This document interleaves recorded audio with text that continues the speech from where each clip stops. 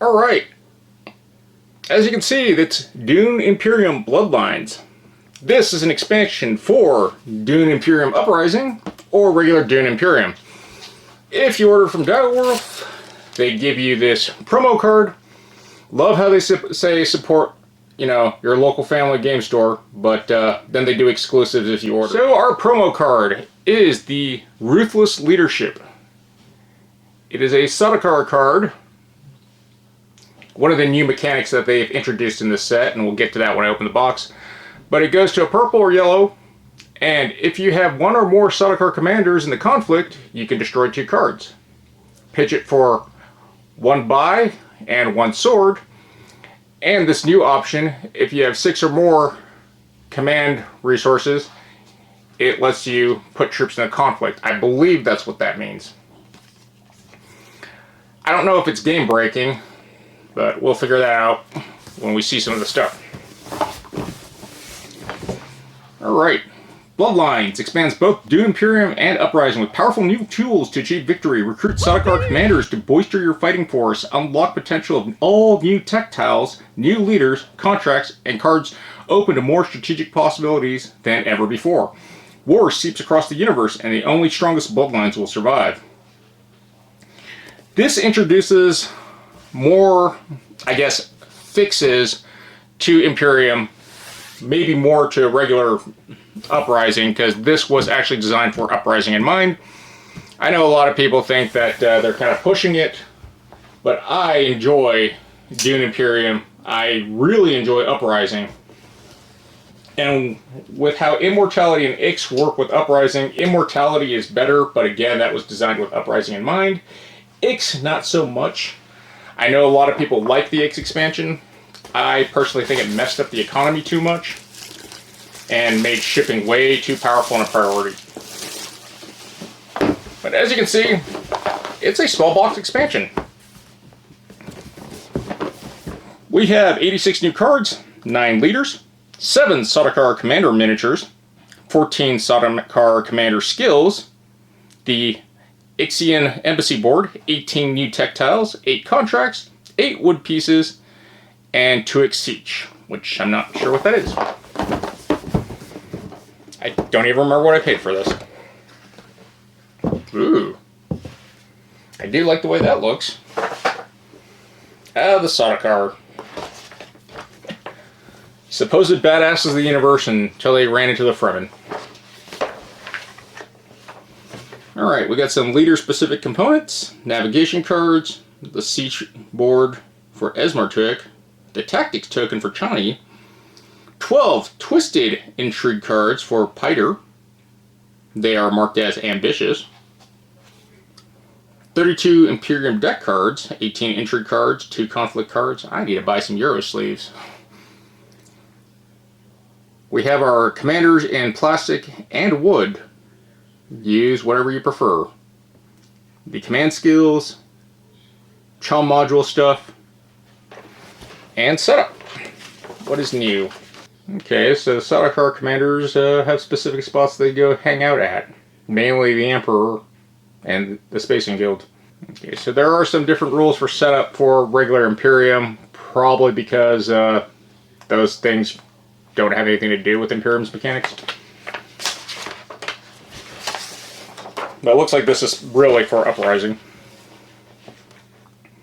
I know the commanders give you this weird bonus now. If you get them, you get these tiles and you get tons of really cool bonuses. The commanders, they die, but they come back. I'm not exactly sure.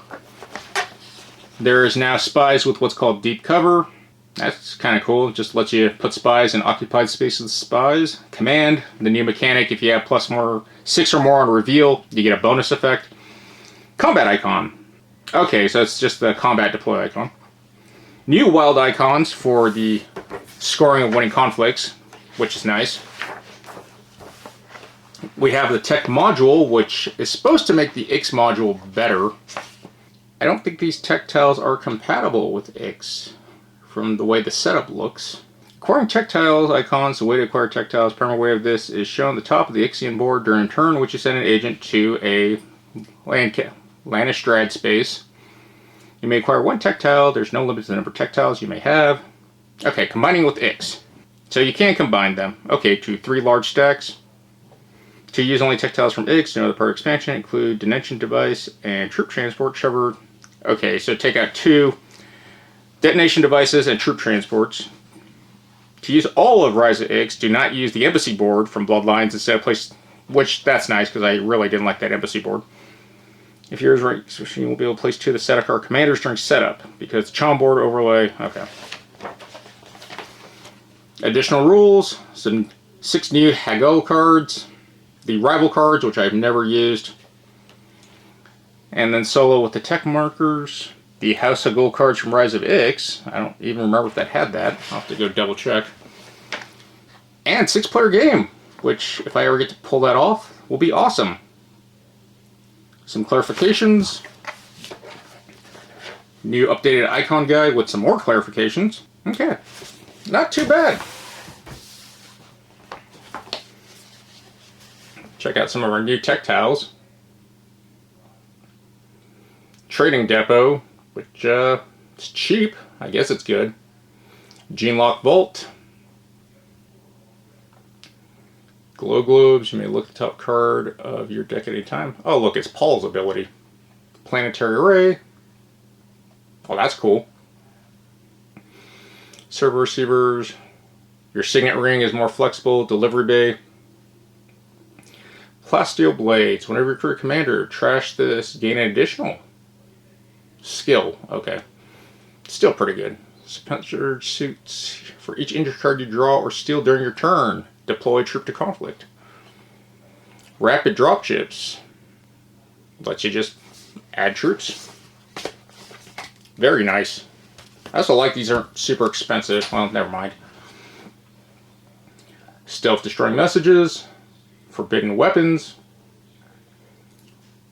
Panopticon. Reveal turn. You get a spy and a soldier, and gain influence for each faction where you have 1 or less influence. Navigation chambers, board spaces cost you, well, that's really good. Advanced data, acquire, you must trash 1 of your spies on the board, still very good. Spy drones, tap, gain 1, and if you're called spy, trash card, very strong. Sedekar High Command, recruiting Sedekar commanders, including 1 less, ornithopters. All your battle icons have ornithopters. That's pretty good. Chom transports. When you complete a contract, draw a card. End game worth 1 if you complete formal contracts. These are very, very strong and flexible. Looks like some stuff has fallen out during shipping. Not surprised. They did pack the commanders pretty lousily. So hardy on a reveal, you get troops. Desperate, trash it to get 3 swords. If you have an agent on Lannister space, get 2 swords. 2 copies of candy. Driven. On your reveal turn, get spice. That's really nice. Loyal, 3 influence. With the Emperor, you get 2 swords. Okay. Hardy, reveal. Okay. Desperate. There seems to be 2 of each. That's not too bad. I thought they'd be a little bit more streamlined to 1 each, but that's actually pretty good. That makes it a little bit more even.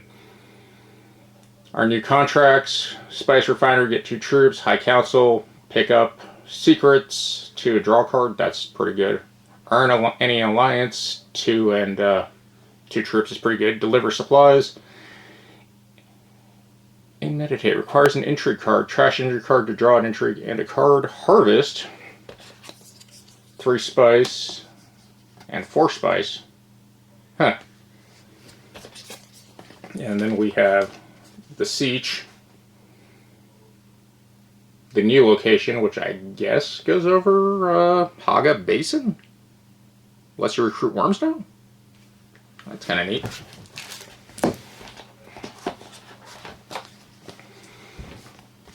Our new embassy board, if you have High Council seat, tech tiles cost 1 spice less. Even more incentive to actually get the High Council seat that I never seem to do. I know in the design notes what they said they wanted was not to punish players for getting their Sword Master, and I can kind of see already with the layout of how some of the stuff is working. The Sedekar commanders, I really like this idea. Adds more flexibility. with that, it probably also adds a lot more tracking.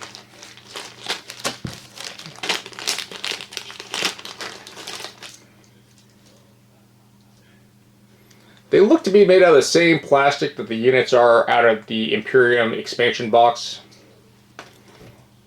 Flexible enough that the swords aren't brittle. Their poses all look the same. It is a shame that they're not larger, but the board's probably pretty crowded. Okay, future Ben here. After playing Bloodlines and seeing how things go, there are some interesting things that I missed in my initial overview when I was doing the unboxing. So I guess it's not really an unboxing anymore. But our new leaders. I noticed this while I was organizing them. There's dots in the corner to mark expansions. So the core box, no marks. The first expansion, 1 dot. The second expansion, you see 2 dots. And, yeah. It goes straight to 4 dots. It's a minor production issue. I thought that was kind of odd. But I was noticing that while I was looking through the leaders. Because the original one was Rise of Ix. Then we had Immortality. Then, of course, we have, that's when Uprising came out. And now, Bloodlines. Don't know why they did that. Probably a production error. That's what I'm going to go with. I wanted to update some things that I missed in the video because, yeah, reading is hard. And I want to talk about the leaders. Ismar Tulik. This is his special thing he gets. He gets to add another location to the board. It doesn't overlay, unlike the Siege one or the Research Station one. This is a separate location that is a unique bonus that he gets if people go to that location. Anyone can go to the location, anyone can get the stuff, but he gets a specific bonus if people go to that location. Really interesting mechanic. I was reading the design notes on it. I actually think it's a good idea. Because it does influence and change. It opens up board space a little bit more, but not a lot because it is just a desert tile. And as we can see, whenever you send an agent to 2x Siege, you gain a Solari. Whenever an opponent sends an agent there, you get an intrigue card. That's a pretty good deal. Then you can place 1 bonus spice on 2x Siege as your ring action, or you can take a bonus spice from a maker board space. That in itself can be very strong. I like the idea of having more areas, especially since this is also a combat zone, allows you the option, doesn't cost anything. You'll get spice out of it or a card, which, cards are pretty good in this game. Then I was reading up on Gaius Helen Mohiam, Clandestine. Each card you play has the spy icon. Whenever you recall a spy to gather intelligence, you must. Not sure how flexible it is. Haven't played with her yet. But ring action, put a spy on a Lancerad spot, or pay 1 spice and put a spy anywhere. I guess it's good. Kota Odax of Ix. She is a unique and weird character just because she has this weird starting thing where it might affect whatever secret tech you get. Game start. Peek at the bottom tech tile of each stack. Place 1 face down here. Here's our little tech stacks. 6 tiles in each. So you basically have a 1/3 chance of finding, or not 1/3, 18 through 1/5 chance of finding what you're looking for. And then whenever you could acquire a tech tile, you may choose this tile, it costs 1 less. The ring ability seems strong. Reverse engineering. Get a spice, or trash one of your tech tiles to get an intrigue card and draw a card. I think the getting 1 spice for free is pretty strong. I'm not sure. Granted, some of these tiles aren't super great, but the spice you pay to do it doesn't make it feel like they're worth it. Liet Kynes, Arrakis Planetologist. Ignore the influence requirement of the Siege Tabar, which that is very strong for a turn 1 play. You summon no sandworms. For each one you would, instead trash a card, gain a spice, and draw an intrigue card. And that's the trade-off. I personally like the sandworms. I like doubling up on the rewards. And then Ring, Judge of Change. If you send an agent this turn to Lancerad, and you have 2 influence with the Imperial or Emperor, gain water. If you went to a purple spot, gain a Solari, and if you went to the desert, get spice. Get more resources is really how she works. I think she might be pretty strong because resources are a hard thing to manage in the game. Chani. So far, I have played Chani twice. I like Chani because Chani basically rewards you for playing the game. She has Tactician. Whenever you retreat or lose any number of your troops from the conflict, advance your tactics token that many spaces, earning rewards as you reach them. Reset the token after reaching the end of the track. So in a 1 and 4 player game, you'll start there, 6 player there. Usually at the first combat, you're probably going to get a spice. And then just run, it'll reset to whatever the player count is, and go back. But the ring ability, I was abusing this heavily. Signet Ring, return any number of your troops. You can overcommit and then just throw the fight because it's not worth it. So you can bait your opponents to lose stuff if they think you really want it, but you're really just trying to get free resources. The Fremen, 2 influence with the Fremen, pay 1 water for 2 cards. It's pretty much a cheaper version of Research Station. I like this option. This is a very flexible character. Have not won with her, though, playing this strategy. But she is very good at manipulating and getting free resources for just playing the game. Troops are going to die in combat regardless. Bring out the Gimp. Here we have the good old Gimp, Piter de Ver. Anyways, the Twisted Genius. He starts the game, you shuffle the Twisted Intrigue deck and place it face down near you. At the round of the start, At round start, you draw a Twisted Intrigue card. What is a Twisted Intrigue card? Piter gets his own weird intrigue deck with tons of weird, wonky intrigue cards. And they are separated by his face. Look at that beautiful face. This glorious weirdo loves intrigue cards. And stealing intrigue cards from is, it's kind of weird because of their functionality. I didn't play him, but I watched Jason play him, and I slowly understood what this guy really wants to do. He is all about using intrigue cards heavily to manipulate the scenario and winning. His ring ability isn't great because you just get a troop. You can't deploy this troop to the conflict this turn, so he just always fills the garrison. But that is a passive because a lot of his tactics are lose one of your troops to gain a spice, give an opponent an intrigue card in your hand. He does weird stuff. Lose 2 troops, lose 3 troops, lose 1 or more. He just does some really wonky stuff that doesn't really seem to have a synergize or a plan. But free intrigue cards and the ramp he gets from the intrigue cards also kind of protects you if people go to the Ben and Gesserit spot to steal intrigue cards from you. It's an interesting trade-off in ability. We have Count Hesmir Fenring. He is an assassin. Whenever you trash a card, you get a money. And then he's Choreo Liaison. When you trash a card in your play area, you may trash a card in your play area, or you can put a super spy on an Imperial spot. The super spy just lets you put another spy over another spy.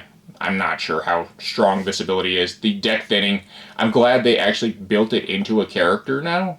But with the expansion, as part of the design notes and stuff I've been reading, they wanted to focus on being able to do that more legitimately. And I'm glad they did it, because if you remember the original Imperium board, they took away this ability to destroy cards from your deck. This guy now has a passive ability to do it. Could be really good. I kind of run into problems with it because I thin my deck too much and don't pay attention to the icon sometimes, which prevents me from actually buying. I might win fights, but I can't do anything else. Stearman Yorkun, the weird vagina-faced spacing guild monster. At least I think that's what he is. I'm not sure. Strange Form. You start the game with no water and you don't have a signet ring in your deck. That kind of sucks. Hungry for Spice. Whenever you gain 3 or more spice in a single turn, you draw a card. It's a really cool passive, incentivizes you highly going after these locations, but they're also very expensive without the water. And then his weird thing to make up for no signet ring. Plot Course.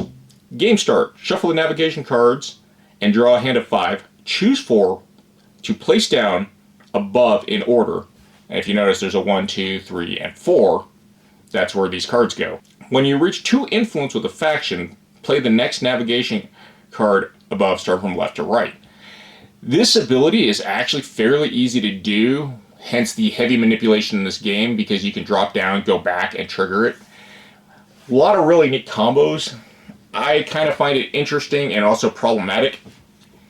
Some of these cards, like this, if this navigation card is in slot 1, you may get a Vice Mess Flow. Getting to that without the proper resources and the timing, because it is a luck of what you get, it's really difficult to get that consistency. There's, I think, 2 cards in here that work this way. That's one of them. So these 2 actually want to be in a certain slot. This thing now gets slot 1. Yeah, it gives you a spice, but a spice must flow as a point. And this, too. For the rest of the game, during each of your reveal turns, you get an extra command. That's very strong. And as you can see, some of these cards like go down, go up. So you can bounce and manipulate. It requires some thoughtful planning on when you want these things to trigger, but they're flexible enough that they can be useful anywhere. But the priorities are getting these, and you have a 1 in 5 chance of actually getting one of these, which seems pretty good, but honestly I feel like you're just going to put them in the slots that they need to go to. It is a interesting character, and honestly I didn't think it was that hard to pull off the jankness with him. He is a very, whatever it is, very interesting character. I like the ideas of it a lot, and I think this future stuff like this they might do more of. We finally get Duncan. I like Duncan. I think Duncan is actually really strong. So he has the Ginza Swordmaster. Your Swordmaster board space costs you 2 less, which means, you know, you're going to get it for 8 or 4, depending on if someone else got their Swordmaster before you. That's an impressive discount. And then, ring ability, you may take an agent you sent this turn and deploy it to a conflict as a 2 strength unit that can't be retreated. If you have your Swordmaster, it has 3 strength instead. I really like this ability. Lets you take an agent and you have a 2 strength troop or 3 strength troop that can't be retreated, which is also an important thing. The trade-off is that you're opening up the space that you take the agent off, but, you know, it's usually not that critical, especially with the spies hanging around. But it's a very strong ability. So the things they talked about in the design note, especially with Command, Command was to make up for people not having their 3rd Swordmaster. I've won plenty of games of Imperium with large groups not having a Swordmaster. But it also, I was buying a lot of more expensive cards. And Imperium's weird trade-off is, you know, you gotta find that sweet spot to get your Swordmaster. But now there's an incentive because of the command card abilities that you might not want to do that at all throughout the whole game, just for the command bonuses. Very, very awesome.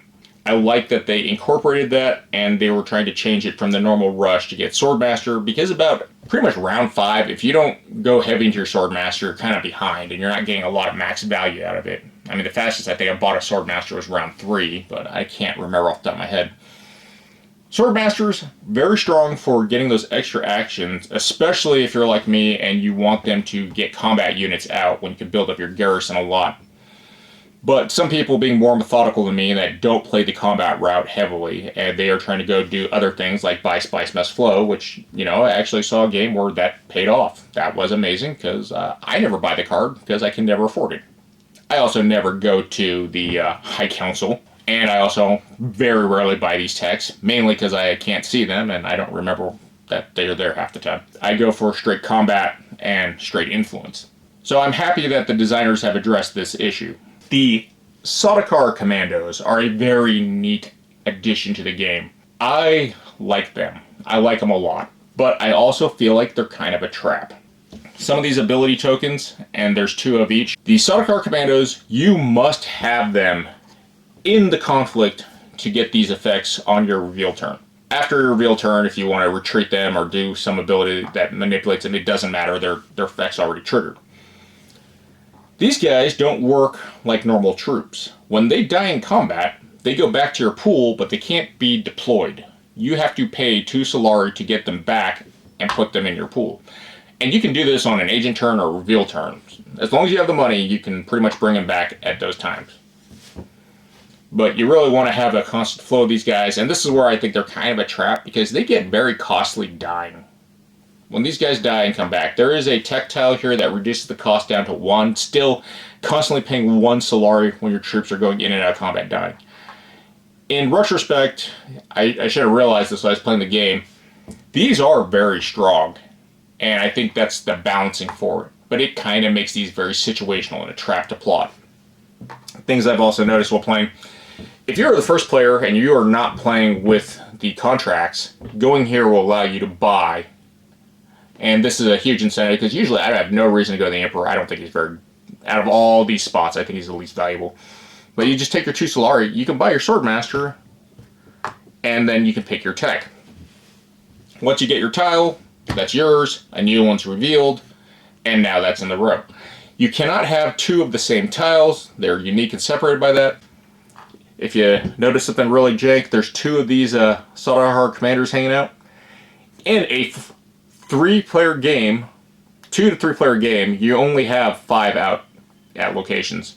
In a 4th, you'll have 1 there, which means that you'll have 1 kind of hanging out here. This commander is unique. He's in the bank. There's 2 ways to get a 7th, if all 7 commanders out, I guess. I believe it's one of the cards you can buy. There's only 1 of, and you have to trash that card. And the other one, I believe, was an entry card or some jankness. But in theory, you could get all 7 out. These abilities are strong, but they're also kind of not good. I like Hardy because free troops, charismatic, free buy, loyal, very strong. If you have 3 influence of the Emperor, you get 2 swords. And then driven, you get spice. Imperium is a game that is extremely resource heavy. And anything that gives you resources is pretty much good. But value-wise, I really put these 4 tiles, specifically these 4, I think are the best value in the game. Hardy, charismatic, driven, and loyal. Desperate, I kind of put in the middle, because you have to trash this token to get 3 swords. Canny. If you have an agent on a Lancerad spot, board space, you'll get 2 swords. And this could work depending on what you're doing. I don't really like it because it's situational. And then Fierce. You get 1 sword. But this is a passive. This is not on a reveal turn. This is just always run around, same with Canny. If an opponent has a Sandworm in conflict, you get +1 sword. This feels bad. Mainly because Sandworms are 3. It really just kind of changes the difference of 1 combat. I don't like this as a buy token. And it might just be there to prevent people from, you know, getting all 7 or 8 of them and being crazy with it. But yeah, it feels like a trap. I'm not quite sure how I feel about constantly having the Sardaukars recruited, dying, coming back. But on the plus side, when you do take the commander, they do belong to you. It's just when they die, they go to your pool. They don't go to a public pool. And you have to pay 2 Solari or 1 Solari if you have the right tech to get them back into the fight. It's hard for me to say if they're really valuable. I went heavy. I was buying them nonstop and constantly just deploying them. I don't know if they're worth it. They do feel like a trap. The Ix board here, I like this Ixian Embassy board. I like this, especially if you have the High Council. It now costs 1 spice less. I never, ever buy the High Council seat. I don't know why. It's just something in my brain. And I should, because having that 2 to buy plus that gives you a lot. And that's how Jason won't. The spice must flow. And then, you know, with the update with Imperium, where you could pay 5 Solari and do this part, I still refuse to do it. I just don't think it's very economical. I don't know why. These tech tiles are a huge swing and a miss for me. I don't use them a lot, but they do have a lot of value. I wish there was an atomic token for the tech tiles. This tech seems very odd to me in the Ornithopter fleet. All your battle icons are now Ornithopters. I mean, it's great if you're not going for set collecting and you have to win combat constantly. I mean, it gives you 2 troops when you buy it. And theoretically, it costs 3 or 2. I don't think this is super helpful. Genelock Vault, I find a little bit fascinating. Your entry cards can't be stolen unless you have 5 or more. It lets you draw an entry card or a regular card. I find this card very unique because of how it came up in the design notes. And I like the fact that they understood that if you didn't give this choice, you might have just opened yourself up to having your card stolen anyways. And for 2 spice, it's not bad. Plasteel Blades. Whenever you recruit a Sardaukar commander, trash this, gain an additional Sardaukar commander skill, not a commander. One of these, and you still have to follow the rules of you can't have 2 of the same. It's neat. I like the fact it gives you money to do it. 3 spice for 4, and this I think is actually a very good trade-off. Servo receivers instantly lets you do your ring ability. Your signet ring has the following icons. It is now all the factions. Gives your signet ring more flexibility. I really like this one, and at 2 spice I think it's a great deal. Planetary array, trash a card. When you win a conflict, draw a card. I was running this and it paid for itself pretty quickly. Glow globes. Go up faction, and then you may look at the top card of your deck at any time. It's basically Paul's passive. You may look at the top card of your deck at any time.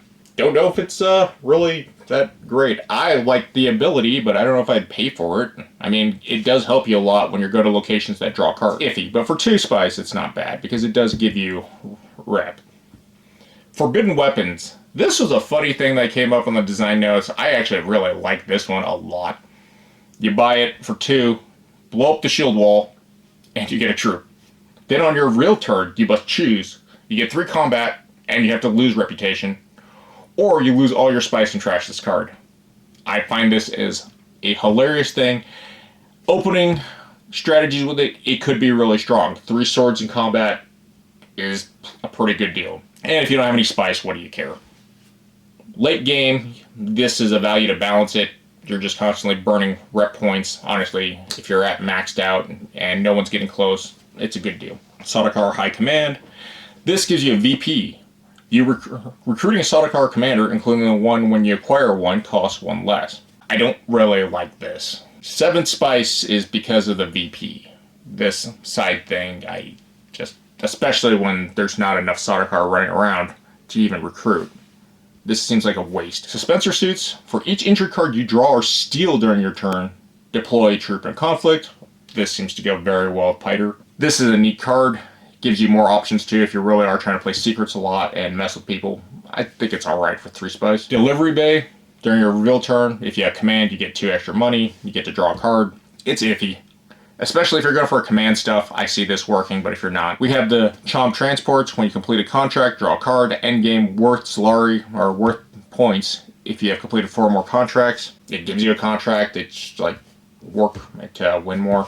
I don't know. Training Depot. During your reveal turn, if you have command, you get 2 swords. That's a great option, especially for 1 spice, because if you pull it off, that's a great passive on a reveal. Data Analysis. To acquire this, you must trash 1 of your spies from the board, and you lose that spy forever return to the box. For 3 spice and losing a spy forever, it seems like a heavy toll until you realize it is basically tap this a turn to draw an entry card. I think this is very fair. Panopticon. Reveal turn.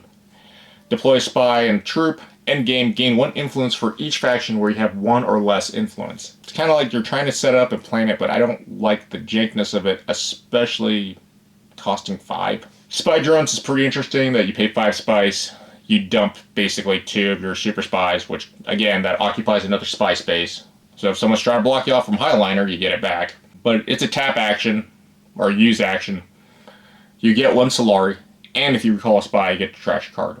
Not sure how great it is.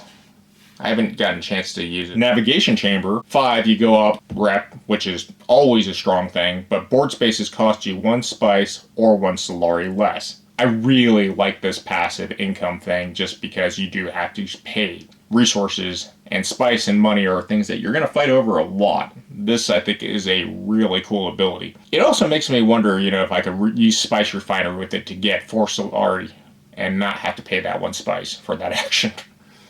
I'm pretty sure it's somewhere in an FAQ. Self-Destroying Message. For 4 spice, you get to draw 2 entry cards, and as a passive reveal, you get 1 buy. That is a very good ability. I think the trade-off, what you get for what you pay, is very good. And then Rapid Dropships.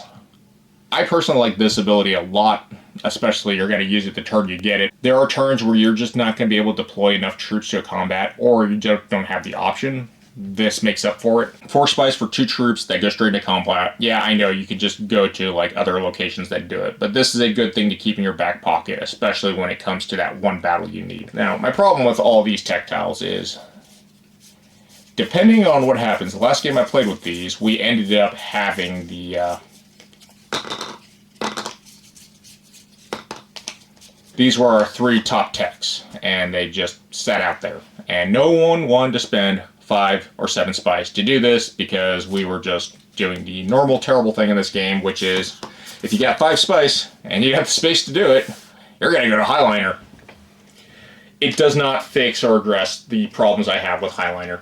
Since the inception of this game, Highliner has been the bane and the problem because of how powerful it is. I'm glad they got rid of the water, because that was broken. Getting 2 water for going there lets you basically run some really powerful infinite loop. I'm glad the spies were here to try to counteract this, and there's a lot of spy play to do it. But Highliner is a very big influence on winning combat. The other is Deep Desert. And usually I try to do both at the same time if I really want to win. The worms kind of help, but 3 water is actually harder to get than 5 spice. Highliner is still a problem. The expansion does not fix the jankness and brokenness of it. It does give you more paths. One of the things that I was happy to, they didn't add a bunch of those jank plot cards I hate where it's like, hey, you get VP for doing random stuff. They got rid of that.